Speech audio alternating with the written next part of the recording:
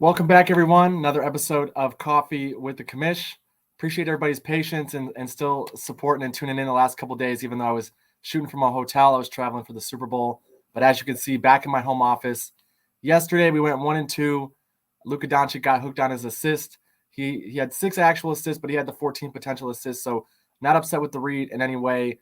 Nick Claxton, the rebounds, he played only 23 minutes. That just wasn't what I was expecting based on his recent usage. But minor speed bump. We're still profitable. 5 of the last 7 days, 10 of the last 14 days, 18 of the last 24 days overall.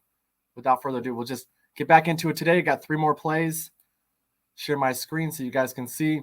First spot we're going to take a look at, we're going to jump into Devin Booker over 24.5 points. Grab this over at BetMGM.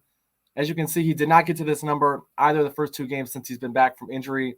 Against the Nets, he only had 19 points. Against the Pacers, he had 21 points.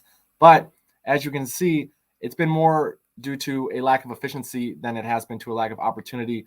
Shooting 6 for 15 against Brooklyn, 7 for 18 against the Pacers. He knocks down a few more shots. He's really competitive at this number. Across the last 30 days, the Sacramento Kings, they're 19th in defensive efficiency, 26 in opponent field goal percentage, and 26 in opponent three-point percentage. If Booker plays 26, 27-ish minutes again tonight, I think he's got a great shot to hit the over in the spot. He just needs to be efficient. It's his first game back home since he's returned to the floor.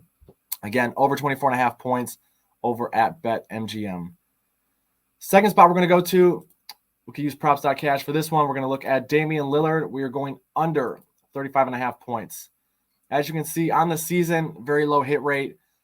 The reason this number is so high in the market is because of what he's been doing as of late. You can see in the month of February, averaging just under 36 points a game. However, even in these 7 games during the month of February, he's only 4-3 to the over in this spot. And when you look at the games that he's hit, you can see he's been very efficient, right? 22 shot attempts, but he's been 50% from the field, just under 40% from deep. This game right here against the Bulls, 21 shot attempts, very efficient from the field, over 40% from deep. He had 38 against OKC, over 55% from the field, over 46% from deep. And you can see a theme emerging here again last night against the Lakers. Really, really efficient night, both inside the arc and behind the arc. The 3 games that he hasn't gotten it, he hasn't played poorly. He's had 29, 28, and 33 points, but not the same level of efficiency. One of those games, in fact, was against the Washington Wizards, who have been an underrated defense as of late. If you just look at across the last month, they're 10th in opponent field goal percentage, 12th in opponent three-point percentage, and 6th in opponent free throw attempts allowed per game. In this spot, I know Lillard's at home, but Washington, their last 7 road games has been even tougher on the defensive end of the floor than they have been in their home building. I think playing on the second night of a back-to-back, this is just a tough spot for Lillard, and 36 points is just a very, very high number. There's a reason that we don't see a number like this very frequently on the market. It's tough to get their game in and game out. Playing a good Washington defense, I think this just makes sense. 36 points, just a lot of points, man. And we just saw Washington have some success against Lillard the other day. Again, the volume is not out of this world. He's not averaging 25 or 30 shot attempts per game during this recent hot stretch. It's been more. He's just been really efficient. I think we see a slight regression in the efficiency today, and I think we got a good shot to cash the under there. You could go to FanDuel, get him under 35.5 points.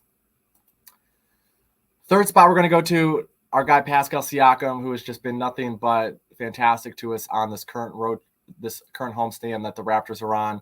We've been on him 3 games in a row. He's cashed all 3 for us. He's been fantastic. 37 points, 35 points, 28 points. Tonight, a little bit more difficult of a test for him, playing in Orlando Magic defense that has been pretty solid over the last 30 days. They're playing very competitive basketball. But again, when you look at Siakam splits at home, even at 25.5, which is the default number, 14 out of 25. Last 10 games at home, he's still 7 out of 10. Again, the 3 games on this current homestand, he's been great. I do think it is a little bit worthwhile here if you do want to take him down to 24.5, so you could take the 25 plus at FanDuel. This is a spot where he's come very, very close to eclipsing this number a couple of times. You can see against Memphis, he had exactly 25. The Lakers exactly 25. A couple of games with 23 and 24 points respectively. When you're getting to, we got Pascal Siakam the last couple of games at reduced numbers. The market is catching on a little bit. 25.5 is a little bit higher than I would like to play. So again, if you're risking 1 unit, I would take this straight up at 25 plus points. Or if you want to split your unit, half of the unit risk at 25 plus, half of it at the over 25.5, cut that juice in half a little bit. I wouldn't talk you off of that either. But it's another great spot for Siakam, who's just much more efficient at home. You can look at the stats. Again, we've showed him a couple of times at home, shooting just under 49% from the field, over 40% from beyond the arc, slightly more points per game at home as well. But it's really been the efficiency, even with the reduced volume, that has led to his success. So again, guys, 3 plays. We have first spot we're going to Devin Booker over 24.5 points. Second spot, Damian Lillard under 35.5 points.